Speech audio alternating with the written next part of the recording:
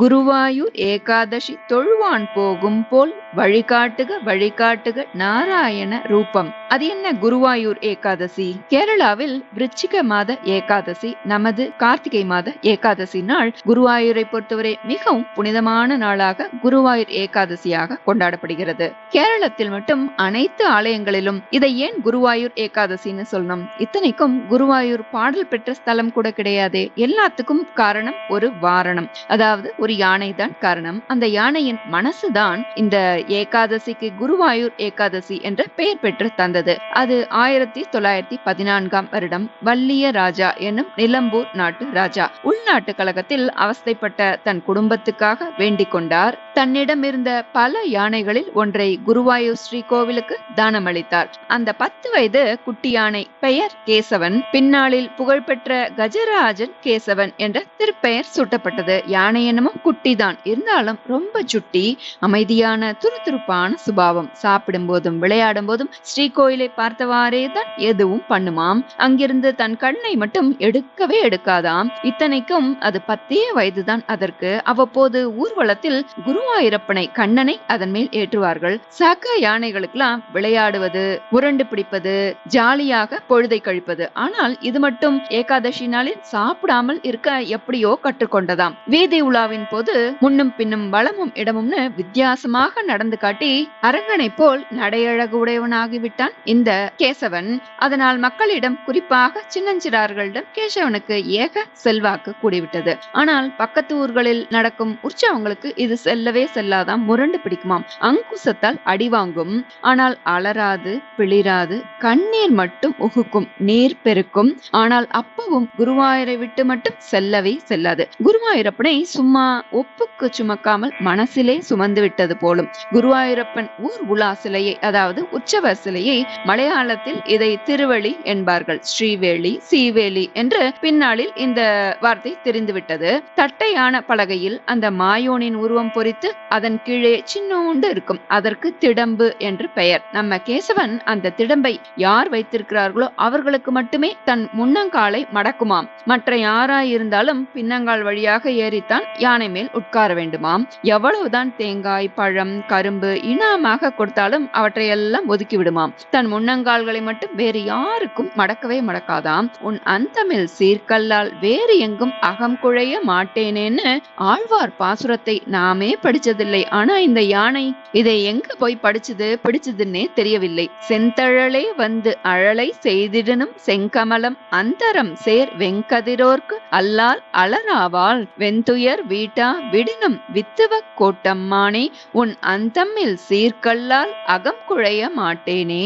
கேசவனை அதனால திமிர்பிடித்த யானைன்னு பட்டம் கட்டி விட்டார்கள். அது நார்மலான யானை இல்ல, அது ஒரு ஈகோ பிடிச்ச யானை அப்படின்னு பேர் வாங்கி கொண்டது. முதலில் கரும்பை கொடுத்து ஆசை காட்டியவர்கள் பிற்பாடு சாப்பாடு கூட சரியாக போடாமல் அதை தண்டிக்க பார்த்தார்கள். அப்பவும் கேசவன் வேறு எங்கும் அகம் குழைய மாட்டேனே அப்படின்னு இருந்தது. மற்ற யானைகளிடமிருந்து ஒதுக்கி வைக்க பார்த்தார்கள். சரி, யானையின் ஈகோவை அதன் வழியிலேயே போய் அடக்குவோம் என்று நினைத்தார்கள். குருவாயூரப்பனைத்தானே மனசில் சுமக்கிறாய், அவனையே உனக்கு இல்லாமல் செய்துவிட்டால் அன்றிலிருந்து கேசவன் மேல் மட்டும் குருவாயூரப்பன் திடம்பை ஏற்றுவதில்லை என்று செய்துவிட்டார்கள். கேசவனின் முறையே வந்தாலும் கூட திடம்பை அவன் மேல் ஏற்றுவதில்லை. அவனோடு பேசுவதையெல்லாமும் குறைத்து கொண்டார்கள். அவன் மிக அழகாக ஒதுக்கப்பட்டான். அதானும் உதாசீனப்படுத்தப்பட்டான், இக்னோர் பண்ணி. அதுதானே பெஸ்ட் இன்சல்ட். அப்பவானும் அந்த கேசவன் திருந்தினானா? பிற யானைகளின் மேல் குருவாயூரப்பன் உலாவுவதை பார்க்கும் கேசவனுக்கு தன்னை ஒதுக்குகிறார்கள் என்று நன்றாக தெரிந்துவிட்டது. நேற்று வரை கண்ணனை சுமந்து வந்த கேசவன் இல்லையா, இன்று கட்டையை மட்டும் சுமப்பவனே ஆக்கப்பட்டான்.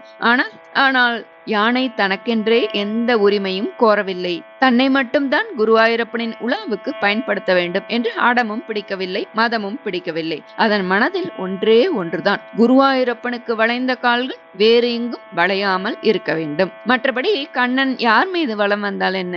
கண்ணன் ஆசைப்பட்டு வலம் வந்தால் போதாதா? மயில் பீலி அசைய அசைய அவன் வலம் வரும் அழகே அழகுதானே, அதை நானே கெடுப்பேனாம். கேசவன் பொறாமை பிடித்து வீதியுலாவில் மற்ற யானைகளோட முரண்டு பிடிக்கல, சண்டைக்கும் செல்லவில்லை. மற்ற பளு தூக்கும் வேலைகளுக்கு தயங்காது வந்து நிற்கும், வேலை செய்யும். ஆனால் அதன் கண்களில் கண்களில் வரும் கண்ணீர் மட்டும் நிற்கவே இல்லை. 1970 மார்கழி மாதம் குருவாயூர் ஸ்ரீ கோவிலில் ஏகாதசி விளக்கு விழா. விளக்கு மாடம் முழுக்க சுடர் விட்டு விளக்குகள்லாம் எரியறது. அம்மே நாராயணா, தேவி நாராயணான்ற கோஷங்கள். நம்ம கேசவன் மேல் மாயக்கண்ணன் உலாவர வேண்டிய முறை. ஆனால் ஸ்ரீவேலி உற்சவத்தை இன்னொரு யானையை கொண்டு முடித்து விட்டார்கள். கோவில் நடை சாத்தப்பட்டது. கோவிலுக்கு வெளியே கொட்டடியில் படுத்துக் கொண்டான் கேசவன். ஈரமே வாழ்வாகி போன கேசவனின் தூங்கிய கண்களில் மெல்லிய ஈரம். நீரிலிருந்து நெருப்பு வருமா என்ன? ஆனால் அன்றைய ஏகாதசி இரவில் பற்றி கொண்டது. ஆம், தீ பற்றி கொண்டது.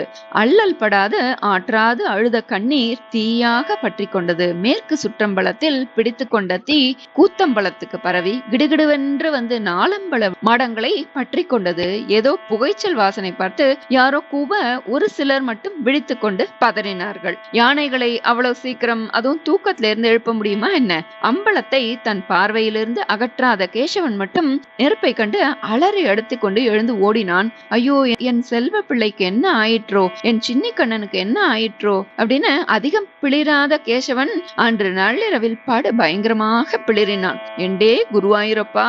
கேசவனது பிளிரலில் மொத்த குருவாயூரும் விழித்து கொண்டது. அவனோ நாலம்பல நடையை சுற்றி சுற்றி வருகிறான். புதிய மண்டபம் கட்டுவதற்காக வைக்கப்பட்டிருந்த மணல் மூட்டைகளை ஒரே மொத்தமாய் அலாக்காய் தூக்கி கொண்டு வந்து தொம் தொம் என்று போட ஊரே திரண்டது. மணல் கொண்டு வீசியது. தீயணைப்பு துறை சற்று நேரம் கழித்து வந்து நீரை பாய்ச்ச மொத்த அம்பலமும் மொத்தமாய் குளிர்ந்தது. அனைவரும் உள்ளே சென்று பார்க்க இன்னும் 3 அடிதான் அந்த கருவறை சுவர். அதுவரை அத்தனையும் மொத்தமாய் கருகி இருந்தது. ஸ்ரீகோவில் வாசல் மாலைகள் மட்டும் கருகாமல் இருக்க ஸ்ரீகோவில் தப்பியது. சின்ன கிருஷ்ணன் தப்பித்தான். துவாரகையில் கண்ணனே வழிபட்டு பின்னர் உத்தவர் வழிபட்டு குருவும் வாயுவும் அந்த விக்கிரகத்தை கொண்டு வந்து பிரதிஷ்டை செய்யப்பட்ட அந்த குருவாயூரப்பன் தப்பித்தான். ஆம், குருவாயூரப்பன் தப்பித்தான். ஆம், மக்கள் கேசவன் மனதை புரிந்து கொண்டார்கள். கேசவன் ஈகோ பிடித்த ஜீவன் அல்ல, கண்ணனை பிடித்த ஜீவன் அப்படின்றத லேட்டாக, ரொம்ப தாமதமாக மக்கள் எல்லோரும் புரிந்து கொண்டார்கள். என்ன பிரயோஜனம்? அவனோ மனதளவில் மிகவும் தளர்ந்து போய்விட்டான். கேசவனை பாடவும் நீ கேட்டே கிடத்தியோ. அதானும் குருவாயூரப்பன் ஸ்ரீவேலியான திடம்பு மீண்டும் கேசவன் மேல் ஏறியது. கேசவன் வெகு நாள் கழித்து முன்னங்கால்களை மடித்தான். ஸ்ரீவேலி பிடித்தவர் அவன் கால் மேல் ஏறி அவன் மேல் ஏறினார். பின்னங்கால்கள் வழியாக பலரும் ஏறினார்கள். குடை பிடிப்பவரும் சாமரம் ஆட்டுபவரும் மயில் தோகை விசிறி வீசுபவரும் ஏறினார்கள். நெடுநாள் கழித்து அந்த நடையழகு மீண்டும் வந்தது. மீண்டும் கேசவன் கண்ணன் உலா நடைபெற்றது. வண்ணமாடங்கள் சூழ்திரு கோட்டியூர் என்று சொல்லும்படி வண்ணமாடங்கள் சூழ் குருவாயூர் கண்ணன் கேசவன் நம்பி பிறந்தினில் எண்ணெய் சுண்ணம் எதிரெதிர் தூவிட கண்ணன் முற்றம் கலந்தலராயிற்றேன்னு டிசம்பர் 1976 இந்த நாளன்று குருவாயூர் ஏகாதசியில் குருவாயூரப்பன் திடம்பை கேசவன் மேல் ஏற்றுகிறார்கள். ஏற்றிய சில வினாடிகளிலேயே கீழே சரி என சரிந்து விழுகிறான் கேசவன். ஐயோ, அவசரமாக திடம்பை இன்னொரு யானைக்கு மாற்றுகிறார்கள். தொடங்கிய புறப்பாட்டை முடிக்கணுமே, சாஸ்திர விதி ஆயிற்றே. மூச்சு இழுக்க ஓ கேசவா, உனக்கா இந்த மரண அவஸ்தை? இன்னொரு யானையின் மேல் குருவாயூரப்பன் உலா வரும் அழகை இன்பமாக பார்த்து முடித்தான் கேசவன். வீதியுலா முடிந்தது. ஸ்ரீவேலி முடிந்தது. மாறிலா அன்பும் முடிந்தது. வைத்த கண் வாங்கவில்லை, உயிரை மட்டும் வாங்கிக் கொண்டான். மாயங்கள் செய்யும் மாயோனிடம் மனதை கொடுத்து மண்ணில் விழுந்து விட்டான் கேசவன். கேரள அரசு கேசவனை கஜராஜன் என்று பிற்பாடு கொண்டாடி குருவாயூர் வீதியிலே 12 அடி சிலையாக எழுப்பியது. அத்தகிரி அருளாள பெருமாள் வந்தார். ஆணை பரிமேல் அழகர் வந்தார். கச்சி தன்னில் கண் கொடுக்கும் பெருமாள் வந்தார். கருத வரம் தரும் வரத பெருமாள் வந்தார். முக்தி மழை பொழியும் முகில் கண்ணன் வந்தார். மூலம் என ஓலம் இட வல்லார் வந்தார். வாழைப்பந்தல் கிராமத்தின் கஜேந்திர வரதராஜ பெருமாளை ஆணைக்கு அருளிய அருளாள பெருமாளை, ஹே பெருமானே, இந்த யானைக்கு முக்தி கொடு. இந்த தினம்தான் குருவாயூர் ஏகாதசியா கொண்டாடப்படுறது. இந்த நன்னாள்ல நாம் ஸ்ரீ குருவாத புரீஷ பஞ்சரத்ன ஸ்தோத்திரம் பாராயணம் செய்யலாம். இந்த ஸ்தோத்திரம் ஸ்ரீ குருவாயூர் கிருஷ்ணனின் மகிமையை போற்றி பிரம்மஸ்ரீ சேங்காலிபுரம் அனந்தராம தீட்சிதர் அவர்களால் குருவாயூரப்பனின் திவ்ய தரிசனத்தின் போது மனதில் உதிக்க இயற்றப்பட்டது. இந்த ஸ்தோத்திரத்தை பக்தி ஸ்ரத்தையுடன் தினமும் பாராயணம் செய்ய இன்னல்கள் யாவும் நீங்கி சகல வளங்களும் கிட்டும், சகல சௌபாகியங்களும் வந்து சேரும் அப்படின்னு ஸ்தோத்திரத்தோட பல ஸ்ருதி சொல்றது. நம்ம ஸ்தோத்திரத்தை பார்க்கலாம். ஸ்ரீ குருவாத புரீஷ பஞ்சரத்ன ஸ்தோத்திரம். ನಾರಾಯಣ ನಾರಾಯಣ ನಾರಾಯಣ ನಾರಾಯಣ ನಾರಾಯಣ ನಾರಾಯಣ ನಾರಾಯಣ ನಾರಾಯಣ ನಾರಾಯಣ ನಾರಾಯಣ ನಾರಾಯಣ ನಾರಾಯಣ ನಾರಾಯಣ ನಾರಾಯಣ ನಾರಾಯಣ ನಾರಾಯಣ ಕಲ್ಯಾಣ ರೂಪಾಯ ಕಲೌ ಜನಾನಾಂ ಕಲ್ಯಾಣದಾತ್ರೆ ಕರುಣಾಸುಧಾಬ್ಧೇ ಕಂಪಾದಿ ದಿವ್ಯಾಯುಧ ಸತ್ಕರಾಯ ವಾತಾಲಯಾಧೀಶ ನಮೋ ನಮಸ್ತೆ ನಾರಾಯಣ ನಾರಾಯಣ ನಾರಾಯಣ ನಾರಾಯಣ ನಾರಾಯಣ ನಾರಾಯಣ ನಾರಾಯಣ ನಾರಾಯಣ ನಾರಾಯಣ ನಾರಾಯಣ ನಾರಾಯಣ ನಾರಾಯಣ ನಾರಾಯಣ ನಾರಾಯಣ ನಾರಾಯಣ ನಾರಾಯಣ ನಾರಾಯಣೇತ್ಯಾದಿ ಜಪದ್ಭಿರುಚ್ಚೈಃ ಭಕ್ತೈ ಸದಾ ಪೂರ್ಣಮಹಾಲಯಾಯ ಸ್ವತೀರ್ಥಗಾಂಗೋಪಮವಾರಿಮಗ್ನ ನಿವರ್ತಿತಾಶೇಷರುಜೇ ನಮಸ್ತೆ ನಾರಾಯಣ ನಾರಾಯಣ ನಾರಾಯಣ ನಾರಾಯಣ ನಾರಾಯಣ ನಾರಾಯಣ ನಾರಾಯಣ ನಾರಾಯಣ ನಾರಾಯಣ ನಾರಾಯಣ ನಾರಾಯಣ ನಾರಾಯಣ ನಾರಾಯಣ ನಾರಾಯಣ ನಾರಾಯಣ ನಾರಾಯಣ ಬ್ರಾಹ್ಮೇ ಮುಹೂರ್ತೆ ಪರಿತಸ್ವಭಕ್ತೈಃ ಸಂದೃಷ್ಟ ಸರ್ವೋತ್ತಮ ವಿಶ್ವರೂಪ ಸ್ವತೈಲ ಸಂಸೇವಕ ರೋಗಹರ್ತ್ರೇ ವಾತಾಲಯಾಧೀಶ ನಮೋ ನಮಸ್ತೆ ನಾರಾಯಣ ನಾರಾಯಣ ನಾರಾಯಣ ನಾರಾಯಣ ನಾರಾಯಣ ನಾರಾಯಣ ನಾರಾಯಣ ನಾರಾಯಣ ನಾರಾಯಣ ನಾರಾಯಣ ನಾರಾಯಣ ನಾರಾಯಣ ನಾರಾಯಣ ನಾರಾಯಣ ನಾರಾಯಣ ನಾರಾಯಣ ಬಾಲಾನ್ ಸ್ವಕೀಯಾನ್ ತವ ಸನ್ನಿಧಾನೆ ದಿವ್ಯಾನ್ನದಾನಾತ್ ಪರಿಪಾಲಯದ್ಭಿಃ ಸದಾ ಪಠದ್ಭಿಶ್ಚ ಪುರಾಣರತ್ನಂ ಸಂಸೇವಿತಾಯಾಸ್ತು ನಮೋ ಹರೇತೆ ನಾರಾಯಣ ನಾರಾಯಣ ನಾರಾಯಣ ನಾರಾಯಣ ನಾರಾಯಣ ನಾರಾಯಣ ನಾರಾಯಣ ನಾರಾಯಣ ನಾರಾಯಣ ನಾರಾಯಣ ನಾರಾಯಣ ನಾರಾಯಣ ನಾರಾಯಣ ನಾರಾಯಣ ನಾರಾಯಣ ನಾರಾಯಣ ನಿತ್ಯಾನ್ನದಾತ್ರೇ ಚ ಮಹೀಸುರೇಭ್ಯಃ ನಿತ್ಯಂ ದೇವಿಸ್ತೈರ್ನಿಶಿ ಪೂಜಿತಾಯ ಮಾತ್ರಾ ಚ ಪಿತ್ರಾ ಚ ತತೋದ್ದವೇನ ಸಂಪೂಜಿತಾಯಾಸ್ತು ನಮೋ ನಮಸ್ತೆ ನಾರಾಯಣ ನಾರಾಯಣ ನಾರಾಯಣ ನಾರಾಯಣ ನಾರಾಯಣ ನಾರಾಯಣ ನಾರಾಯಣ ನಾರಾಯಣ ನಾರಾಯಣ ನಾರಾಯಣ ನಾರಾಯಣ ನಾರಾಯಣ ನಾರಾಯಣ ನಾರಾಯಣ ನಾರಾಯಣ ನಾರಾಯಣ ಅನಂತರಾಮಾಖ್ಯಮಕಿ ಪ್ರಣೀತಂ ಸ್ತೋತ್ರಂ ಪಠೇದ್ಯಸ್ತು ನರಸ್ತ್ರಿಕಾಲಂ ವಾತಾಲಯೇಶಸ್ಯ ಕೃಪಾಬಲೇನ ಲಭೇತ ಸರ್ವಾಣಿ ಚ ಮಂಗಳಾನಿ ನಾರಾಯಣ ನಾರಾಯಣ ನಾರಾಯಣ ನಾರಾಯಣ ನಾರಾಯಣ ನಾರಾಯಣ ನಾರಾಯಣ ನಾರಾಯಣ ನಾರಾಯಣ ನಾರಾಯಣ ನಾರಾಯಣ ನಾರಾಯಣ ನಾರಾಯಣ ನಾರಾಯಣ ನಾರಾಯಣ ನಾರಾಯಣ ಗುರುವಾತ ಪುರೀಶ ಪಂಚಕಾಕ್ಯಂ ಸ್ತುತಿರತ್ನಂ ಪಠತಾಂ ಸುಮಂಗಳಂ ಸ್ಯಾತ್ ಹೃದಿ ಚಾಪಿ ಸಿಷೇದ್ ಹರಿಸ್ವಯಂ ತು ರತಿನಾಥಾಯುತ ತುಲ್ಯ ದೇಹ ಕಾಂತಿಃ ನಾರಾಯಣ ನಾರಾಯಣ ನಾರಾಯಣ ನಾರಾಯಣ ನಾರಾಯಣ ನಾರಾಯಣ ನಾರಾಯಣ ನಾರಾಯಣ ನಾರಾಯಣ ನಾರಾಯಣ ನಾರಾಯಣ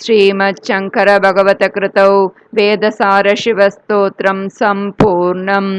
ॐ श्रीपरमात्मने नमः। अथ ध्यानम्।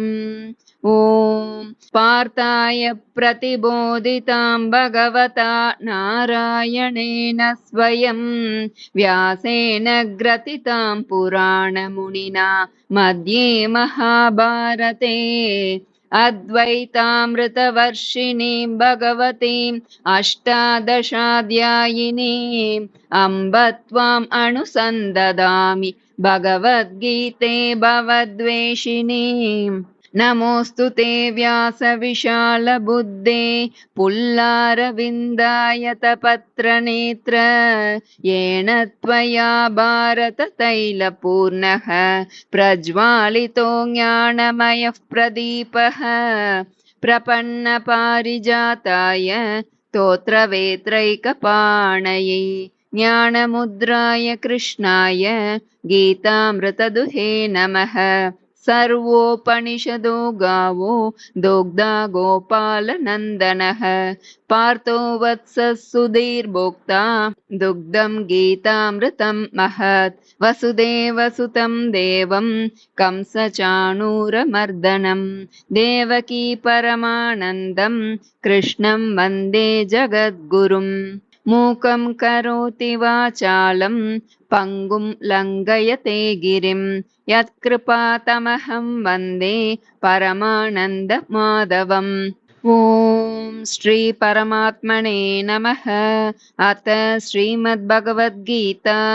धृतराष्ट्र उवाच धर्मक्षेत्रे कुरुक्षेत्रे समवेतायुयुत्सवः मामकाः पाण्डवाश्चैव किमकुर्वत सञ्जय कार्पण्यदोषोपहतः स्वभावः पृच्छामि त्वां धर्मसम्मूढचेताः यच्छ्रेयस्यान्निश्चितं ब्रूहि तन्मे शिष्यस्तेऽहं शाधि मां त्वां प्रपन्नम्। श्रीभगवानुवाच अशोच्यानन् वशोचस्त्वं प्रज्ञावादांश भाषसे गतासून गतासूंश नानुशोचन्ति पण्डिताः न त्वेवाहं जातु नासं न त्वं नेमे जनाधिपाः न चैव न भविष्यामः सर्वे वयमतः परम्।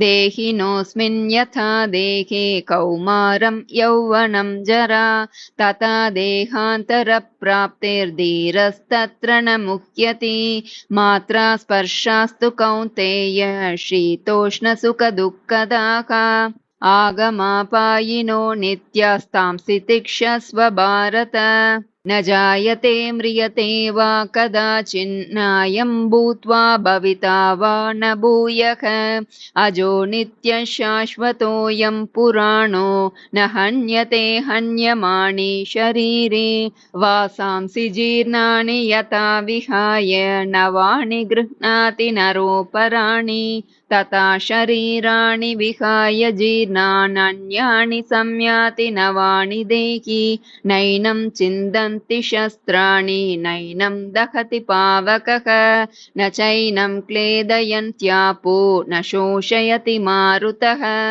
जातस्य हि ध्रुवो मृत्युर्ध्रुवं जन्म मृतस्य च तस्मादपरिहार्येऽर्थे न त्वं शोचितुमर्हसि देहि नित्यमवध्योऽयं देहे सर्वस्य भारत तस्मात् सर्वाणि भूतानि न त्वं शोचितुमर्हसि नेहाभिक्रमनाशोऽस्ति प्रत्यवायो न विद्यते स्वल्पमप्यस्य धर्मस्य त्रायते महतो भयात् व्यवसायात्मिका बुद्धिर्येकेह कुरु नन्दन बहुशाखा ह्यनन्ताश्च बुद्धयो व्यवसायिनां भोगैश्वर्यप्रसक्तानां तयापहृतचेतसां व्यवसायात्मिका बुद्धिः समादौ न विधीयते त्रैगुण्यविषया वेदा निस्त्रैगुण्यो भवार्जुन निर्द्वन्द्वो नित्यसत्त्वस्थो निर्योगक्षेम आत्मवान् यावानर्थ उदपाने सर्वतः सम्प्लुतोदके तावान् सर्वेषु वेदेषु ब्राह्मणस्य विजानतः बुद्धियुक्तो जहातीह उभे सुकृतदुष्कृते तस्माद् योगाय युज्यस्व योगः कर्मसु कौशलम् ध्यायतो विषयान् पुंसः सङ्गस्तेषूपजायते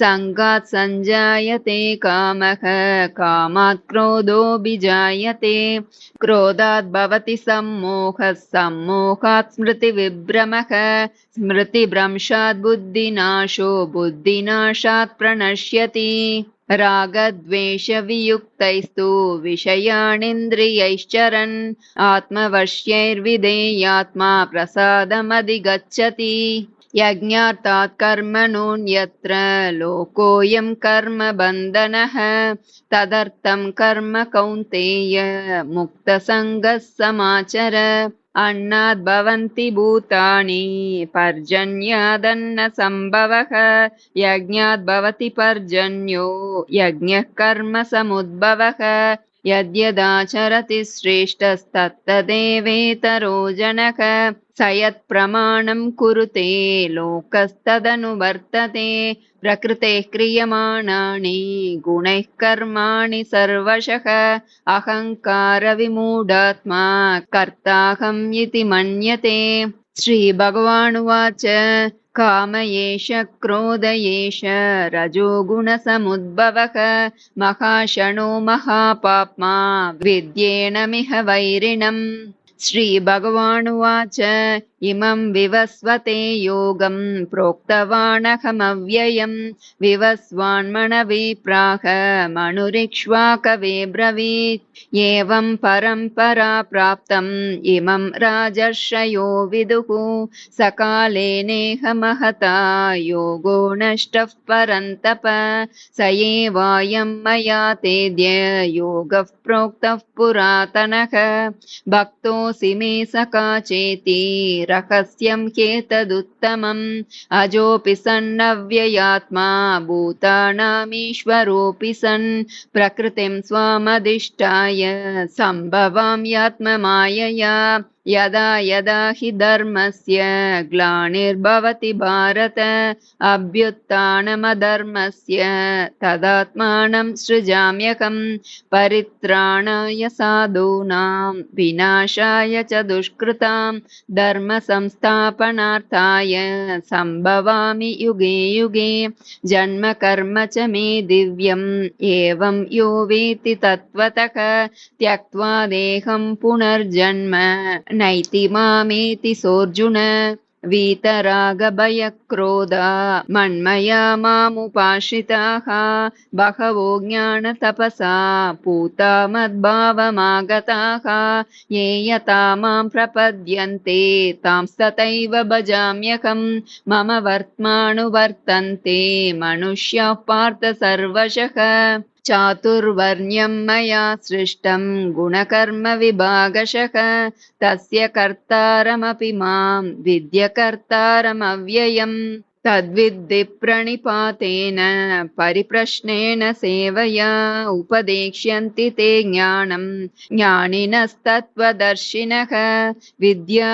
विनय सम्पन्ने ब्राह्मणे गविहस्तिनि शुनि चैव श्वपाके च पंडिता समदर्शिनः ये हि संस्पर्शजा भोगा दुःखयोनय एव ते आद्यन्तवन्तः कौन्तेय न तेषु रमते बुधः भोक्तारं यज्ञतपसां सर्वलोकमहेश्वरं सुहृदं सर्वभूतानां ज्ञात्वा मां शान्तिमृच्छति युक्ताहारविहारस्य युक्तचेष्टस्य कर्मसु युक्तस्वप्नावबोधस्य योगो भवति दुःखः प्राप्य पुण्यकृतां लोकान् उषित्वा शाश्वती समाः शुचीनां श्रीमतां गेहे योगभ्रष्टोऽभिजायते योगिनामपि सर्वेषां मद्गतेनान्तरात्मना श्रद्धावान् भजते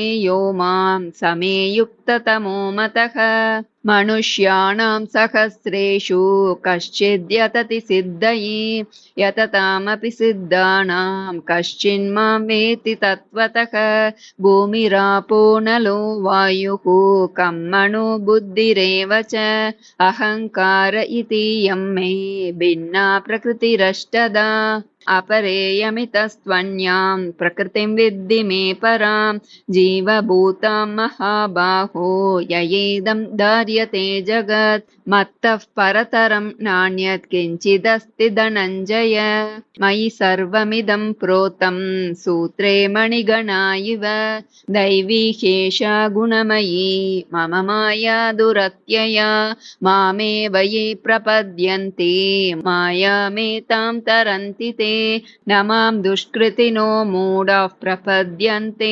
नराधमाः माययापहृतज्ञाना आसुरं भावमाश्रिताः चतुर्विधा भजन्ते मां जना सुकृतिनोऽर्जुन आर्तो जिज्ञासुरर्तार्ती ज्ञानी च भरतर्षभ बहूनां जन्मनामन्ते ज्ञानवान् मां प्रपद्यते वासुदेवः सर्वमिति समहात्मा सुदुर्लभः नाहं प्रकाशः सर्वस्य योगमाया समावृतः मूढोऽयं नाभिजानाति लोको मामजमव्ययम् वेदाहं समतीतानि वर्तमानानि चार्जुन भविष्याणि च भूतानि मां तु वेद न कश्चन इच्छाद्वेषसमुत्थेन द्वन्द्वमोहेन भारत सर्वभूतानि सम्मोहं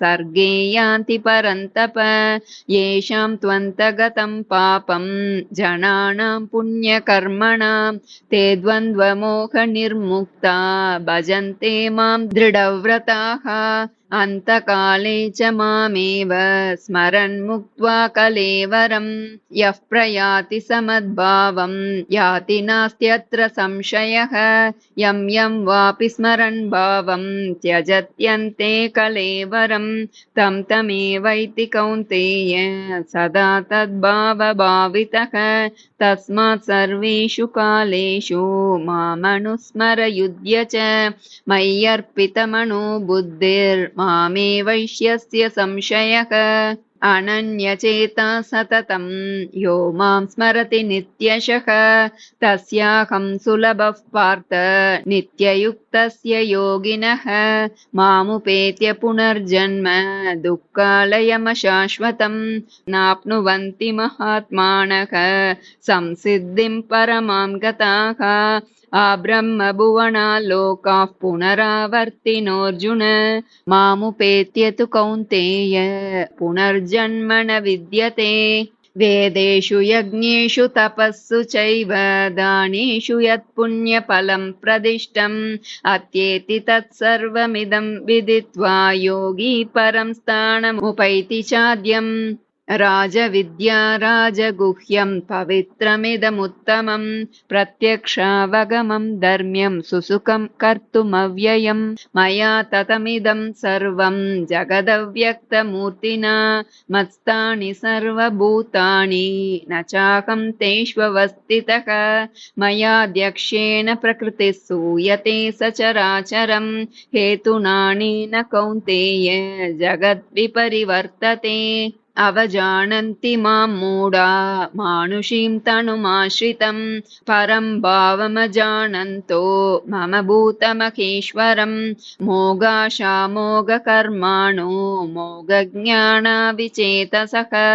राक्षसीमासुरीं चैव प्रकृतिं मोहिनीं श्रुताः महात्मानस्तु मां पार्थ दैवीं प्रकृतिमाश्रिताः भजन्त्यनन्यमनसो ज्ञात्वा भूतादिमव्ययं सततं कीर्तयन्तो मां यतन्तश्च दृढव्रताः नमस्यन्तश्च मां भक्त्या नित्ययुक्ता उपासते अनन्याश्चिन्तयन्तो मां ये जनाः पर्युपासते तेषां नित्याभियुक्तानां योगक्षेमं वहाम्यहम्।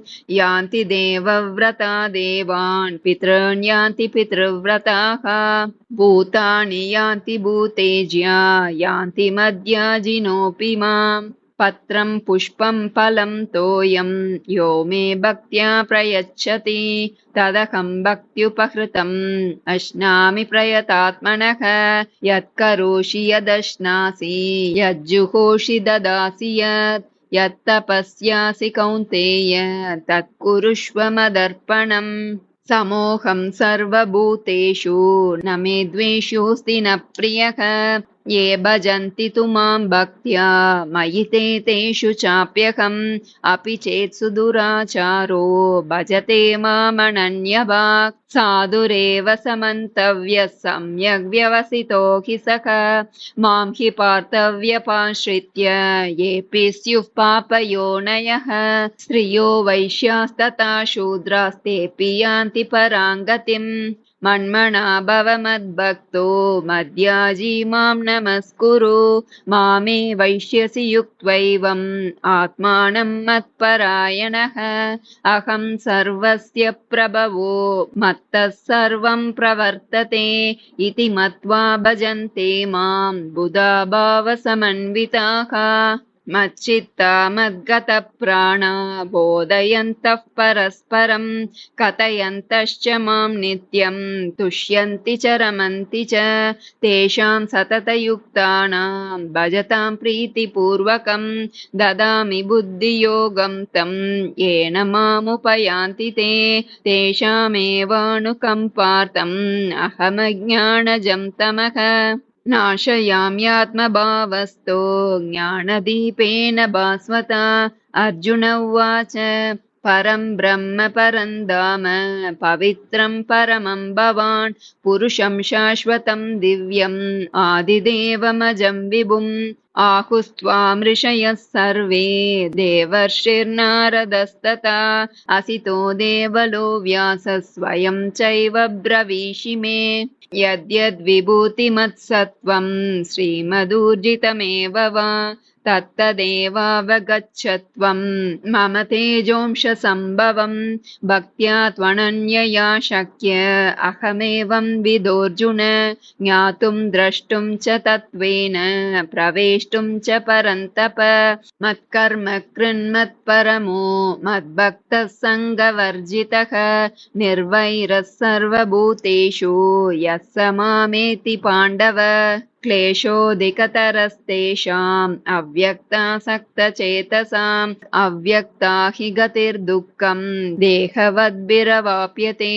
मय्येव मन आदत्स्व मयि बुद्धिं निवेशय निवसिष्यसि मय्येव अत ऊर्ध्वं न संशयः।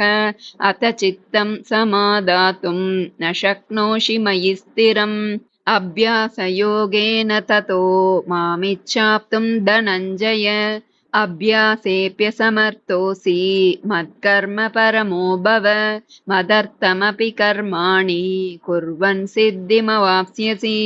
सर्वयोनिषु कौन्तेय मूर्तयः सम्भवन्ति याः तासां ब्रह्म महद्योनिरहं बीजप्रदः पिता। मां च यो व्यभिचारेण भक्तियोगेन सेवते सगुणान् समतीत्यैतान् ब्रह्म भूयाय कल्पते। ब्रह्मणो हि प्रतिष्ठाहम् अमृतस्य व्ययस्य च शाश्वतस्य च धर्मस्य सुखस्यैकान्तिकस्य च। निर्माणमोहाजितसङ्गदोषा अध्यात्मनित्या विनिवृत्तकामाः द्वन्द्वैर्विमुक्ता सुखदुःखसंज्ञैर्गच्छन्त्यमूढाः पदमव्ययं तत्। न तद्भासयते सूर्यो न शशाङ्को न पावकः यद्गत्वा न निवर्तन्ते तद्धाम परमं मम। ममैवांशो जीवलोके जीवभूतः सनातनः। मनःषष्ठानीन्द्रियाणि प्रकृतिस्थानि कर्षति सर्वस्य चाहं हृदि सन्निविष्टो मत्तः स्मृतिर्ज्ञानमपोहनं च वेदैश्च सर्वैरहमेव वेद्यो वेदान्तकृद्वेदविदेव चाहम् यो मामेवमसम्मूढो जानाति पुरुषोत्तमं स सर्वविद् भजति मां सर्वभावेन भारत शमोदमस्तपः शौचं क्षान्तिरार्जवमेव च ज्ञानं विज्ञानमास्तिक्यं ब्रह्मकर्म स्वभावजं ब्रह्मभूतः प्रसन्नात्मा न शोचति न काङ्क्षति समः सर्वेषु भूतेषु मद्भक्तिं लभते परां भक्त्या मामभिजानाति यावान् यश्चास्मि तत्त्वतः ततो मां तत्त्वतो ज्ञात्वा विशते तदनन्तरम् मच्चितः सर्वदुर्गाणि मत्प्रसादात् तरिष्यसि अथ चेत्त्वमहङ्कारान् नश्रोष्यसि विनङ्क्ष्यसि ईश्वरः सर्वभूतानां हृद्देशेऽर्जुन तिष्ठति भ्रामयन् सर्वभूतानि यन्त्रारूढानि मायया मन्मना भव मद्भक्तो मद्याजी मां नमस्कुरु मामे वैष्यसि सत्यं ते प्रतिजाने प्रियोऽसि मे सर्वधर्मान् परित्यज्य मामेकं शरणं व्रज अहं त्वा सर्वपापेभ्यो मोक्षयिष्यामि मा शुचः य इदं परमं गुह्यं मद्भक्तेष्वभिधास्यति भक्तिं मयि परां कृत्वा मामे वैष्यत्य संशयः न च तस्मान्मनुष्येषु कश्चिन्मे प्रियकृत्तमः भविता न च मे तस्मात् अन्यः प्रियतरो भुवि यत्र योगेश्वरः कृष्णो यत्र पार्थो धनुर्धरः तत्र श्रीर्विजयो भूतिर्ध्रुवा नीतिर्मतिर्मम ॐ तत्सदिति श्रीमद्भगवद्गीतासु उपनिषत्सु ब्रह्मविद्यायां योगशास्त्रे श्रीकृष्णार्जुनसंवादे श्रीभगवद्गीता श्लोका सम्पूर्णा शान्ताकारं भुजगशयनं पद्मनाभं सुरेशं विश्वाधारं गगनसदृशं मेघवर्णं शुभाङ्गं लक्ष्मीकान्तं कमलनयनं योगिभिर्ध्यानगम्यं वन्दे विष्णुं भवभयहरं सर्वलोकैकनाथम् यदक्षरपदभ्रष्टं मात्राहीनं तु यद्भवेत् तत्सर्वं क्षम्यतां देव नारायण नमोऽस्तु ते विसर्गबिन्दुमात्राणि पदपादाक्षराणि च न्यूनानि चातिरिक्तानि क्षमस्व पुरुषोत्तम अन्यथा शरणं नास्ति त्वमेव शरणं मम तस्मात् कारुण्यभावेन रक्ष रक्ष जनार्दन कायेन वाचा मनसेन्द्रियैर्वा बुद्ध्यात्मना वा प्रकृते स्वभावात् करोमि यद्यत् सकलं परस्मै नारायणायेति समर्पयामि। सर्वे भवन्तु सुखिनः सर्वे सन्तु निरामयाः सर्वे भद्राणि पश्यन्तु मा कश्चित् दुःखभाग् भवेत्। ॐ शान्ति शान्ति शान्तिः। सर्वं श्रीकृष्णार्पणमस्तु।